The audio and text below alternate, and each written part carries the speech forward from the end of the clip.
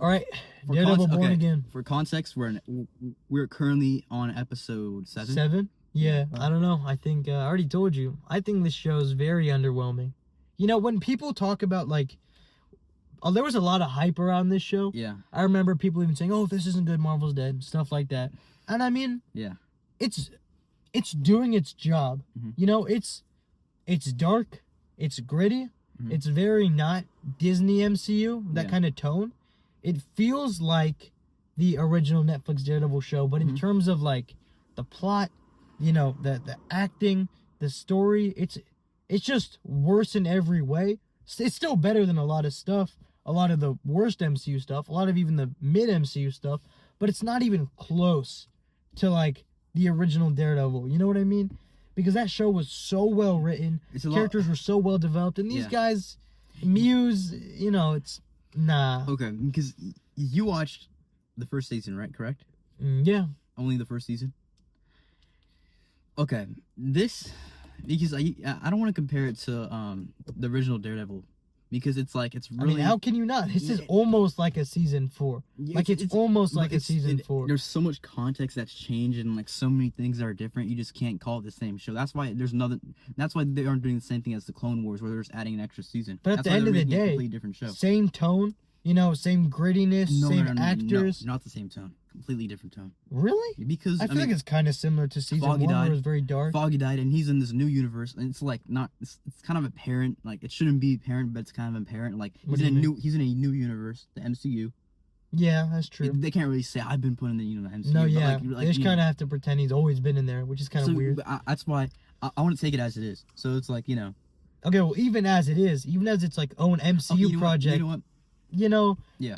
Okay, I feel like we can compare it to other MCU shows, because at the end of the day, it's an MCU you know what? show. Okay, you know what? Yeah. Moon Knight and Daredevil. Moon Knight's here, Daredevil's here. Okay. Loki and Daredevil. Loki's here, Daredevil's here. Okay. You know, WandaVision. Honestly, I think WandaVision's better, which is I'm gonna get flamed online. No, it isn't. No. You know.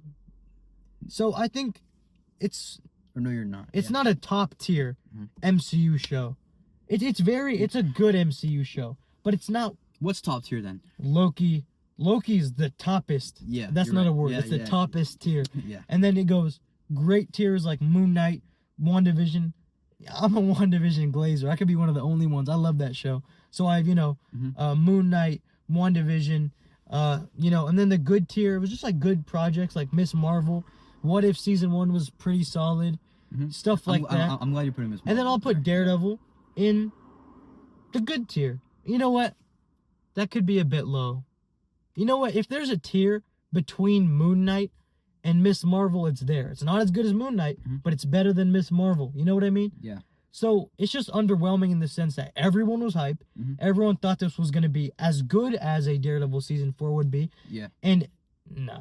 You know what I mean? It feels rushed. Yeah. In terms of what's happened. The Muse was super underdeveloped.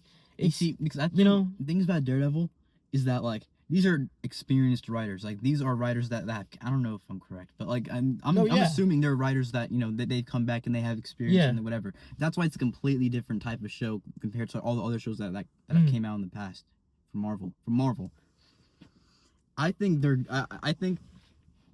the best writers out of every writer in maybe not Loki, but like they're the best writers, the most experienced writers, and I don't think in the MCU. Yeah, and I think the reason why they killed off Muse is like, it's like we should wait. We should, because people have been saying, maybe Muse is dead. Well, no, he's definitely gonna stay dead. That's what you think so? No, because they're definitely not. That's lazy writing if they bring him back.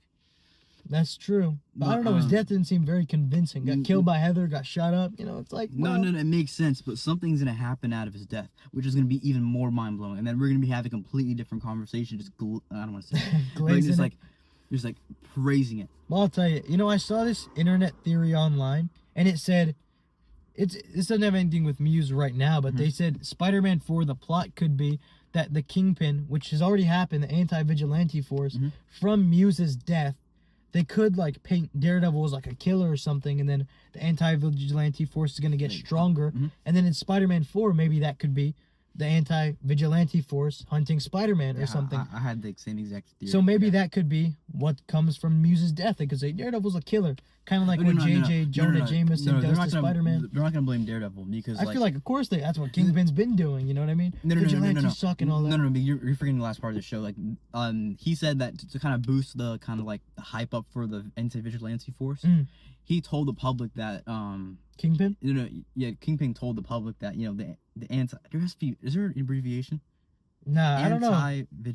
AVF. The AVF. So the AVF would because like in the end of the episode, the AVF took the credit for Daredevil's win. So you're right. You're right about that. That's true. So maybe they could just say, or they could do Daredevil's not necessary because we took out Muse. No, they wouldn't do that. Because then why they'd be taking out superheroes? But it'll be something like that. Where they're gonna say the AVF is amazing. Superheroes aren't. AVF go get the superheroes. You know what I mean? And that could be the street level saga that everyone's been looking for. Yeah.